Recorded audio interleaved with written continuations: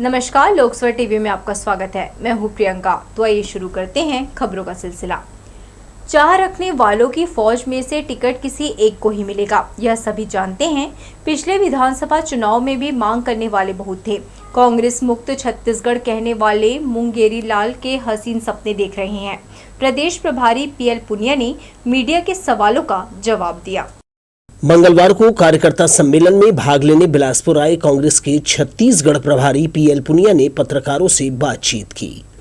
भारत जोड़ो यात्रा पर निकले राहुल गांधी पश्चिम बंगाल नहीं जाएंगे, इस सवाल पर उन्होंने कहा, लंबी पदयात्रा है, बहुत सारे प्रदेशों में इसका कार्यक्रम नहीं बनाया है, लेकिन वहां की जनता में बेहद उत्साह है। कहा, देश में अब पासा पलटने वाला है। पश्चिम बंगाल राहुल जी जा नहीं रहे हैं। 12 राज्य और 2 यूनियन टेरिटरी उन पे होते हुए 3470 किलोमीटर एरिया कवर करेंगे और 5 महीने 150 दिन तक ये सफ़र होगा। और बाकी प्रदेशों में, सब प्रदेशों में, बंगाल में भी जबरदस्त उत्साह है लोगों में और अब पासा पलटने वाला है। 3 दिनों में 6 विधानसभा के दौरे पर निकले श्री पुनिया का अंतिम पड़ाव बुधवार को मुंगेली में होगा। उन्होंने कहा, हारी हुई सीटों का दौरा भी किया जा रहा है, कार्यकर्ताओं को सुन रहे हैं, उनसे पूछ रहे हैं जीत कैसे मिलेगी। 71 सीटों पे हमारे एमएलए हैं तो उन पे भी जा रहे हैं और जो बाकी 19 जहाँ पर नहीं हैं वहाँ पर भी जा रहे हैं और जाके संपर्क कर रहे हैं, कार्यकर्ताओं की बैठक कर रहे हैं, कार्यकर्ता से जान के कोशिश कर रहे हैं कि क्या शिकायतें हैं, क्या होना चाहिए, 2023 को जीतने के लिए क्या हमको करना चाहिए, क्या सुझाव हैं, तो यही सब सिलसिला चलता है। उन्होंने कहा, टिकट की चाह रखने वालों की भीड़ सभी चुनाव में होती है, लेकिन सभी जानते हैं टिकट किसी एक को मिलेगा। हर चुनाव जब भी आता है तो टिकट चाहने वालों की संख्या काफ़ी होती है। पिछली बार 2018 के चुनाव हुआ था, तब भी मैं था और तब भी कोई टिकटार्थियों की, टिकट चाहने वालों की कोई कमी नहीं थी और काफ़ी तादाद में थे। तो ये तो सिलसिला चला रहेगा। तो ये सबको मालूम है कि टिकट तो किसी को मिलेगा। हुआ भी वही। प्रभारी नेता से मिलने कांग्रेस कार्यकर्ताओं का हुजूम छत्तीसगढ़ भवन में दिखाई दिया। अपना दावा करने वाले सक्रिय दिखे, हालांकि अभी ये शुरुआत है। कैमरामैन सतीश साहू के साथ दिलीप जगवानी, लोकसभा टीवी, बिलासपुर। छत्तीसगढ़ में सरकार बरकरार रखने कांग्रेस को भारी मशक्कत करनी पड़ेगी। सीटें बचाना, हारी हुई सीटों पर पकड़ मजबूत करना, इसके अलावा कार्यकर्ताओं की नाराजगी दूर करना भी उसके लिए बड़ी चुनौती है। इस दिशा में सरकार और संगठन ने तैयारी शुरू कर दी है। कांग्रेस के छत्तीसगढ़ प्रभारी पीएल पुनिया और प्रदेश अध्यक्ष मोहन मरकाम की उपस्थिति में कांग्रेस कार्यकर्ताओं का सम्मेलन हुआ, जिसमें जिले के सभी विधानसभा से कार्यकर्ता शामिल हुए। यहां उनमें नाराजगी देखी गई। माइक मिलते ही उन्होंने अपने नेता के सामने व्यथा और उपेक्षा बयां की। कहा, प्रदेश में उनकी पार्टी सत्ता में है लेकिन कार्यकर्ता खाली है, उन्हें महत्वपूर्ण जिम्मेदारी मिल रही है और न ही उनका कोई काम किया जाता है। सलाह दी गई, बेहतर होगा चुनाव प्रचार से लेकर पूरी प्रक्रिया ठेके पर दे दिया जाए। इस दौरान मंच पर दोनों नेताओं के अलावा विधायक, पूर्व विधायक और जिले के तमाम नेता पदाधिकारी मौजूद थे। कार्यकर्ता सम्मेलन की शुरुआत में मंच पर मौजूद प्रदेश प्रभारी पीएल पुनिया, प्रदेश अध्यक्ष मोहन मरकाम समेत पार्टी के वरिष्ठ नेताओं का कार्यकर्ताओं ने गर्मजोशी से स्वागत किया। आसन्न विधानसभा चुनाव के मद्देनजर जिले में ये पहला कार्यकर्ता सम्मेलन हुआ है। इसके साथ ही टिकट के दावेदारों की फौज आगामी दिनों में खड़ी नजर आएगी। कैमरामैन सतीश साहू के साथ दिलीप जगवानी, लोकसभा टीवी, बिलासपुर। बिलासपुर जिला प्रवास पर पहुंचे प्रदेश प्रभारी पीएल पुनिया और प्रदेश अध्यक्ष मोहन मरकाम व मंत्री शिव डहरिया का मस्तूरी विधानसभा के कांग्रेसियों ने जगह जगह भव्य स्वागत किया। सोमवार को गिरौदपुरी धाम पहुंचे प्रदेश प्रभारी और प्रदेश अध्यक्ष एवं मंत्री शिव डहरिया का आगमन मस्तूरी विधानसभा क्षेत्र में हुआ। यहां पूर्व विधायक दिलीप लहरिया ने पार्टी कार्यकर्ताओं के साथ दर्री घाट में सभी नेताओं का फूल मालाओं से स्वागत किया। वहीं प्रदेश उपाध्यक्ष प्रेमचंद जैसी ने समर्थकों समेत तीनों नेताओं का अभिनंदन किया। बिलासपुर कलेक्टर सौरभ कुमार ने मंगलवार को समय सीमा की बैठक ली। इस दौरान उन्होंने जिले में चल रहे महत्वाकांक्षी योजनाओं को समय में पूरा करने के निर्देश दिए। बैठक में कलेक्टर ने राजस्व प्रकरणों के निपटारे और हितग्राहियों को राहत पहुंचाने कहा। आगामी नवरात्र त्योहार को लेकर भी उन्होंने समीक्षा की और लोक निर्माण विभाग सहित नगर निगम को सड़कों की मरम्मत और साफ सफाई करने का आदेश दिया। इसके अलावा उन्होंने शासन की योजनाओं का गंभीरता से क्रियान्वयन करने अधीनस्थ अधिकारियों को आदेश दिया। इस मौके पर विभिन्न विभागों के अधिकारियों के साथ कर्मचारी मौजूद रहे। मोर जमीन मोर आस के तहत मकान पाने हितग्राही नगर निगम में आवेदन जमा कर रहे हैं, लेकिन आवेदन के साथ जो निवास और आमदनी प्रमाण पत्र संलग्न हैं, उसमें तहसीलदार और अतिरिक्त तहसीलदार के फर्जी सील और हस्ताक्षर हैं। लोकसभा टीवी न्यूज चैनल ने जब मामले का खुलासा किया तो नगर निगम और राजस्व विभाग के अधिकारियों के होश उड़ गए। इधर तहसीलदार अतुल वैष्णव ने पूरे मामले को संज्ञान में लेते हुए कार्यवाही करने की बात कही है।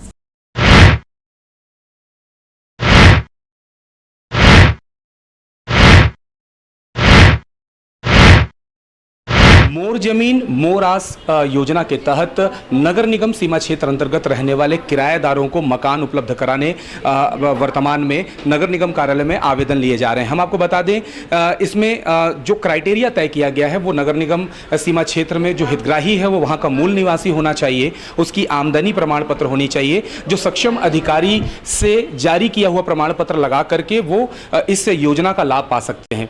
नगर निगम विकास भवन के जो प्रधानमंत्री आवास कार्यालय है, यहाँ पे आवेदन जमा हो रहा है, लेकिन जो बातें सामने आ रही हैं कि ऐसे हितग्राही हैं जिनको दलालों के माध्यम से निवास प्रमाण पत्र और आमदनी प्रमाण पत्र प्राप्त हो रहा है, जो पूरी तरीके से फॉर्जरी नजर आ रहा है, जिसमें प्रकरण क्रमांक जो ऑनलाइन में दर्ज होता है वो ऑफलाइन के प्रमाण पत्रों में वो हाथ से लिख करके प्रमाण पत्र जारी किया जा रहा है। ऐसे कई प्रमाण पत्र जो संदिग्ध नजर आ रहे हैं, उसमें अधिकारियों के, सक्षम अधिकारियों के सिग्नेचर भी उसमें फर्जी दिख रहे हैं। मैं कुछ ऐसे आवेदन आपको दिखाना चाहता हूं जिसको देख करके आप समझ सकते हैं कि आवेदन किस तरीके से जारी किया गया है। जैसे कि ये एक अशोक नगर शुभम दीक्षित, ये कोई हितग्राही है, इनका आवेदन है।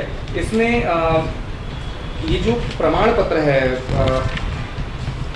निवास प्रमाण पत्र, उसमें आप देख सकते हैं ये तहसीलदार अतुल वैष्णव का ये साइन दिख रहा है। इसमें बकायदा ये प्रकरण क्रमांक दर्ज किया गया है। लेकिन मैं आपको बताना चाहूंगा कि वर्तमान में जब से डिजिटल जो डॉक्यूमेंट्स है, जब से डिजिटल हुआ है, वो ऑनलाइन प्रक्रिया के तहत उसमें प्रकरण दर्ज किया जाता है। ऐसे मैनुअल प्रमाण पत्र जो आपको ये जो निवास प्रमाण पत्र दिख रहा है वो 5वीं छात्र के बच्चों के लिए ये जारी किए जाते हैं। लेकिन यहाँ पे मकान पाने के लिए हितग्राहियों ने जो शॉर्टकट तरीका अपनाया है, क्योंकि ऐसे लोगों के प्रमाण पत्र जारी नहीं हो पा रहे हैं, वो विधिवत तौर पे ये प्रमाण पत्र जारी नहीं करा पा रहे हैं, जो यहाँ पे जमा हो रहे हैं, जो अवैध माने जाएंगे। हमारी बातचीत तहसीलदार अतुल वैष्णव से ही उनका कहना था कि उनके द्वारा मैनुअल किसी भी प्रकार का निवास प्रमाण पत्र में क्रमांक दर्ज कर जारी नहीं किया जा रहा है। यहाँ बात करते हैं जो यहाँ के अधिकारी हैं, जो फॉर्म दिख रहे हैं। मैडम, जो फॉर्म आपके पास आ रहा है जी, प्रथम दृष्टिया कई फॉर्म संदिग्ध नजर आ रहे हैं, जैसा कि आप भी देख रही हैं, क्योंकि जो मैनुअल होता है उसमें प्रकरण कभी दर्ज नहीं होता। नहीं तो आप क्या कहेंगी, कितने फॉर्म ऐसे हैं इसमें? मतलब आप 80% फॉर्म ऐसे हैं जो मैनुअल वकील के द्वारा या उनसे बनवा रहे हैं लोग, तो मैनुअल इसमें राजस्व क्रमांक नंबर ये सब डला है। हमारे बोलने के बावजूद कि ऑनलाइन आप बनाएं तो वो नहीं बनवा रहे हैं। उनको ऐसा लग रहा है कि 15 से 20 दिन में हमारा बन के आएगा, बल्कि 3 से 4 दिन में मैनुअल ये सब प्रमाण पत्र ऑनलाइन चॉइस सेंटर से बन के आ रहे हैं। पर लोगों को वहाँ पर तहसील में ऐसा बताया जा रहा है कि नहीं, बहुत टाइम लगेगा, तो लोग जमा नहीं कर रहे हैं हमारे बोलने के बावजूद भी। तो ये उनका कैंसलेशन में जा सकता है ये चीज़। मैं आपको बताना चाहूँगा करीब 84 मकान हितग्राहियों को आवंटित होने हैं, जिसके एवज में, जिसकी तुलना में करीब 800 से अधिक आवेदन प्राप्त हुए। एक आवेदन और हमारे पास मैं आपको दिखाना चाहूँगा। ये अतिरिक्त तहसीलदार के ऊपर ये एक साइन दिख रहा है जो पूरी तरीके से फॉर्जरी नज़र आ रहा है। ये सील लगा हुआ है, बाकायदा प्रकरण क्रमांक दर्ज हुआ है। ये बताने का मतलब ये है कि ये ऐसे प्रमाण पत्र हैं जो गलत तरीके से तैयार किए जा रहे हैं। हितग्राहियों को इसकी जानकारी भी नहीं है। इस पूरे खेल में जो दलाल लगे हुए हैं, जो लोग लगे हुए हैं इस प्रमाण पत्र को जारी करने में, उनकी जांच होने की आवश्यकता है। अभी हमारी बात जब तहसीलदार से हुई तो उन्होंने कहा कि इस पूरे संबंध में वो आयुक्त महोदय से बात करेंगे और पत्राचार भी करेंगे। आज मुझे मौखिक सूचना ऐसी मिली है कि कुछ यहाँ से जाति प्रमाण पत्र, आमदनी प्रमाण पत्र और निवास प्रमाण पत्र जो जारी हो रहे हैं वो कुछ पीठासीन अधिकारियों के फर्जी हस्ताक्षर से हो रहे हैं। संज्ञान में लेने के पश्चात संबंधित नगर निगम को पत्र लिखा जा रहा है कि किसी प्रकार का अगर प्रकरण दर्ज हो कि वो ऐसा प्रमाण पत्र उनके संज्ञान में आता है तो उस पर कार्रवाई न की जाए, तथा जो जानकारी हमको मिली, जो प्रमाण पत्र मिले हैं संबंधित जिनके नाम पे जारी उनको नोटिस दे के उनको बुलाया जा रहा है, विधिवत जांच कर आवश्यक कार्रवाई की जाएगी। लोकसभा टीवी न्यूज़ चैनल ने जब पूरे मामले का खुलासा किया तो इसमें तहसीलदार अतुल वैष्णव ने कहा कि पूरे प्रकरणों की जांच कराई जाएगी और संबंधित नगर निगम को पत्र जारी कर जो प्रमाण पत्र जो फर्जी साइन और सील से जारी किए गए हैं उसे निरस्त कराने की बात अधिकारी ने कही है और संबंधित थाने में भी मामला दर्ज कराने की बात तहसीलदार ने कही है। कैमरा पर्सन सुशांत सिंह के साथ आशीष मौर्य, लोकसभा टीवी, बिलासपुर।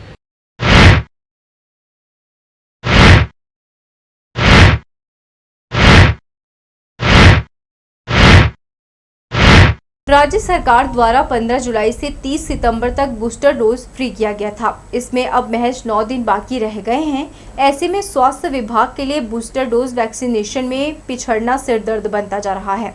लोगों को बूस्टर डोज लगाने सभी प्रयास फेल होते नजर आ रहे हैं। दरअसल बूस्टर डोज लगाने के लिए स्वास्थ्य विभाग ने पंचायत और नगर निगम की मदद से घर घर सर्वे कराया। सड़कों पर मुनादी कर सेंटर भी भीड़ जुटाने का प्रयास किया गया। निजी अस्पतालों को नोटिस जारी कर जल्द से जल्द 100% टीकाकरण करने की फटकार भी दी गई, लेकिन इसका नतीजा देखने को नहीं मिल रहा है। विभाग की सारी कवायद के बाद भी 66 दिनों में 26% लोगों को कोरोना वैक्सीन का बूस्टर डोज लगाया गया है। वहीं जिले में 10 लाख अब भी बाकी है। भारत सरकार के वन एवं पर्यावरण मंत्रालय द्वारा नई दिल्ली के विज्ञान भवन में आयोजित प्रदर्शनी में भारत माता स्कूल की छात्रा को पहला पुरस्कार मिला है। उसने राख से सैनिटाइजर बनाने का कमाल कर दिखाया है। छात्रा का पेरिस में आयोजित अंतर्राष्ट्रीय प्रदर्शनी में चयन किया गया है। इस स्पर्धा में भाग लेने वाली भारत की वह पहली छात्रा होगी। स्कूल के सभी फादर और शिक्षकों ने छात्रा हिमांगी को शुभकामनाएं दी। जी, अभी जो हमने इंटरनेशनल कॉन्फ्रेंस में अपने प्रोजेक्ट को रिप्रेजेंट किया था और उसमें हमें फर्स्ट प्राइज़ मिला। ये जो प्रोत्साहन मिला इससे मुझे मतलब बहुत अप्रिशिएशन मिला, मतलब प्रोत्साहन से मुझे बहुत खुशी भी हुई। और अभी जनवरी के अंतिम वीक में हमें रिप्रेजेंट करने के लिए फ्रांस में जाना है। हमारे स्टूडेंट्स इंटरनेशनल लेवल तक पहुंच गई है, ये उनकी मेहनत का फल है। सर्वप्रथम मैं भारत सरकार को धन्यवाद देना चाहता हूँ। लोगों ने स्मार्ट इंडिया प्रोजेक्ट द्वारा स्कूल के बच्चों में रचनात्मक रुचि को बढ़ावा देने के लिए, उनके क्रिएटिविटी के आधार पर उनको काम करने के लिए उन्होंने माहौल बनाया है। और हमारे स्कूल के टीचर लोग भी बच्ची को मदद किए और आज के दिन वे ना सिर्फ भारत में टॉप आई है, इंटरनेशनल लेवल में तक पहुंच गई है। तो इसलिए मैं स्कूल के टीचर्स और भारत गवर्नमेंट को मैं तहे दिल से धन्यवाद देता हूँ और इसको ना सिर्फ इस स्कूल का, पूरा भारत का अचीवमेंट मानता हूँ। हिमांगी जो हमारे नेशनल लेवल पे, देशीय लेवल पर प्रथम आई है, तो हम लोगों को ये हमारा हक बनता है गर्व महसूस करने का। हम बधाई देते हैं। छत्तीसगढ़ टीचर एसोसिएशन ने शिक्षक सम्मान समारोह का आयोजन किया। शिक्षा के क्षेत्र में अपनी अलग पहचान बनाने वाले शिक्षकों का यह सम्मान किया गया। यह कार्यक्रम शिक्षक दिवस के उपलक्ष्य में मसूरी विकासखंड के सत्कार भवन में रखा गया था। इस दौरान सांस्कृतिक कार्यक्रम हुए और शिक्षकों ने अपने उद्बोधन में सहयोग के लिए छात्रों और परिजनों का आभार माना।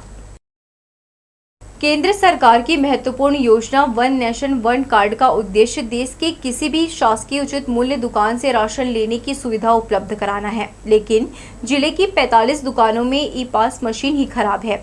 इसी योजना के उद्देश्य को लेकर अफसरों की गंभीरता उजागर हो रही है। यही नहीं, जिन दुकानों की ई पास मशीन चल रही है वहां दूसरी दुकान के उपभोक्ताओं को यह कहकर लौटाया जा रहा है कि अतिरिक्त राशन आवंटन नहीं है। जहां मशीन बिगड़ी है वहां भी ऑफलाइन राशन देने का प्रावधान का हवाला दिया जा रहा है।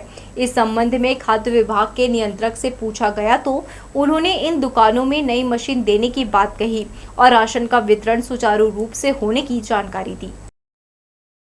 तो ई पॉस मशीन को तो रिप्लेस कराते चले जा रहे हैं, तो वेंडर सर्विसेज से जहाँ पे भी काम नहीं कर रहा है उसको सबको रिप्लेस करा रहे हैं। और अपने बिलासपुर ज़िले में तो हर जगह पे ई-पॉस मशीन के माध्यम से ही वितरण हो रहा है, आधार के प्रमाणीकरण के माध्यम से। संजय गांधी वार्ड तारबहार में रहने वाले लोगों के घरों में नाली का पानी घुस रहा है। इस समस्या से ग्रसित वार्ड वासियों ने मंगलवार को कलेक्टर के जनदर्शन में राहत की गुहार लगाई। उन्होंने कलेक्टर से मुलाकात कर समस्या से उनको अवगत कराया। साथ ही शॉर्ट सर्किट की वजह से हुए नुकसान के लिए मुख्यमंत्री राहत कोष से आर्थिक सहायता की मांग की।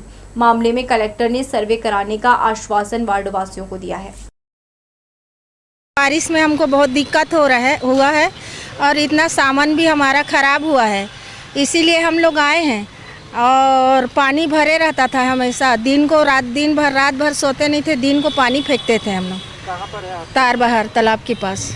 हमको बहुत दिक्कत है, हमारे घर ये पूरा बारिश हम लोग को परेशानी है। 1 लाख काम आ रहा है, पूरा नुकसान हो गया, पानी में पूरा जल गया और पूरा सामान घर का नुकसान हो गया है। पानी हमेशा साफ और बिच्छी घुसते रहता है। सब अपना कमाते हैं, खाते हैं। सभी के घर में कूलर, फ्रिज, टीवी सब साट खा गया है। सांप घुसे रहे, मेरे लड़का के 1 साल काट भी लिया है। वक्त तो चला एक छोटे से ब्रेक का, आप हमारे साथ में ही बने रहिए। ट्रेनों को समय पर चलाने के लिए परिचालन विभाग को डीआरएम ने सख्त हिदायत दी है। इस आदेश के बाद स्थिति सुधरने की उम्मीद थी, लेकिन मातहतों पर इसका कोई असर नहीं हुआ। आदेश के बाद भी ट्रेनें विलंब से चल रही हैं। इसे लेकर यात्रियों में भारी आक्रोश है। किसी भी दिन बड़ा आंदोलन हो सकता है। इसके मद्देनजर डीआरएम सहाय ने सोमवार को एक और आदेश जारी कर ट्रेनों को समय पर चलाने के निर्देश दिए हैं। यदि ट्रेन समय पर नहीं चली तो इसके लिए जिम्मेदार संबंधित विभाग के अधिकारी को खामियाजा भुगतना पड़ सकता है। मौसम में आए बदलाव ने एक बार फिर आमजनों की समस्या बढ़ा दी है। लोगों को संक्रामक बीमारियों ने घेर लिया है। मंगलवार को अन्य दिनों की अपेक्षा जिला अस्पताल में मरीजों की संख्या में इजाफा देखने को मिला है, जिनमें से अधिकांश मरीज मौसमी बीमारी की शिकायत लेकर पहुंचे थे। चिकित्सकों ने भी आम जनता को खान-पान में एहतियात बरतने की सलाह दी है। चिंगराजपारा के रहने वाले 2 युवकों के खिलाफ सरकंडा पुलिस ने प्रतिबंधात्मक कार्यवाही की है। दोनों युवकों पर आरोप है कि वह काफी समय से चिंगराजपारा में दहशतगर्दी फैला रहे थे। इनके द्वारा खुलेआम नशाखोरी करने से क्षेत्र का माहौल खराब हो रहा था। सरकंडा पुलिस ने लोगों की शिकायत पर युवक रवि कौशल और गौरव मानिकपुरी के खिलाफ कार्यवाही की है। Kumharpara new India higher secondary school में पढ़ने वाले एक नाबालिग ने दूसरे छात्र पर ब्लेड से हमला कर घायल कर दिया। सिविल लाइन थाना प्रभारी प्रदीप आर्य ने बताया कि दोनों छात्रों में पूर्व से विवाद चला आ रहा है। मंगलवार दोपहर में छुट्टी होने पर यह घटना हुई। हमले में छात्र के कंधे, नाक व कान में चोटें आई हैं। सिविल लाइन पुलिस ने पीड़ित छात्र का मुलाहिजा कर उसके पिता की रिपोर्ट पर अपराध दर्ज कर लिया है। New India higher secondary school का मामला है। 2 नाबालिग छात्र हैं जो कक्षा 12वीं में पढ़ते हैं। आपस में पूर्व विवाद को लेकर 1 महीना पहले भी उनके बीच में विवाद हुआ था और उसी विवाद को लेकर उनके बीच आज भी कोई बात विवाद हुआ, जिसमें बताया जा रहा है कि एक छात्र ने दूसरे छात्र को ब्लेड से काट दिया है, जिसका मेडिकल कराया गया है और अपराध पंजीबद्ध कर विवेचना में लिया गया है। डीपूपारा में कुछ दिन पहले चोरी की घटना हुई थी। तारबहार पुलिस प्रार्थी की रिपोर्ट लिखने के बाद आरोपी की तलाश में लगी थी। मामले में तारापारा निवासी रामू भारती मोबाइल बेचने की फिराक में घूम रहा है। यह सूचना मिलने पर पुलिस ने उसे पकड़कर पूछताछ की तो उसने डीपूपारा से चोरी करना स्वीकार किया। आरोपी के पास से 2 नग मोबाइल बरामद किया गया है। सूचना मिला कि तालापारा निवासी रामू भारती जो उक्त घटना को कारित किया है, जिस पर उसे पूछताछ हेतु थाने में लाया गया था, जिसने घटना स्वीकार किया। आरोपी द्वारा पूछताछ पर उससे उसके घर से 2 मोबाइल बरामद किया गया है और आज दिनांक को ही आरोपी को उक्त अपराध पर न्यायिक रिमांड पर भेजा गया है। कमेंट करने पर सोमवार की शाम तारबहार में रहने वाले 2 पक्षों के बीच विवाद हो गया। पीजीबीटी कॉलेज के पास हुए विवाद का मामला थाने पहुंच गया। तारबहार पुलिस दोनों पक्षों की रिपोर्ट दर्ज कर आगे कार्यवाही कर रही है। डीपूपारा थाना तारबहार में मारपीट का एक मामला सामने आया है, जिसमें 2 पक्षों में वाद विवाद हुआ है। दोनों पक्ष थाना आकर रिपोर्ट दर्ज कराए हैं और रिपोर्ट में जो मामला सामने आया है वह यह है कि जो प्रार्थिया बी पार्वती है, उनका पीजीबीटी कॉलेज के सामने ये इडली डोसा का दुकान है और जो अनावेदक पक्ष है, आरोपी पक्ष है, वो उसकी दुकान के बारे में कुछ कमेंट किया है। उसी बात को लेकर दोनों पक्षों में वाद विवाद हुआ है। दोनों पक्षों की तरफ से एफआईआर पंजीबद्ध किया गया है और आगे अग्रिम कार्रवाई की जाएगी। तो ये थी हमारी लोकसभा टीवी की तमाम खबरें। अगले बुलेटिन में आपसे फिर होगी मुलाकात। तब तक के लिए पूरी टीम के साथ प्रियंका को दीजिए इजाजत। नमस्कार।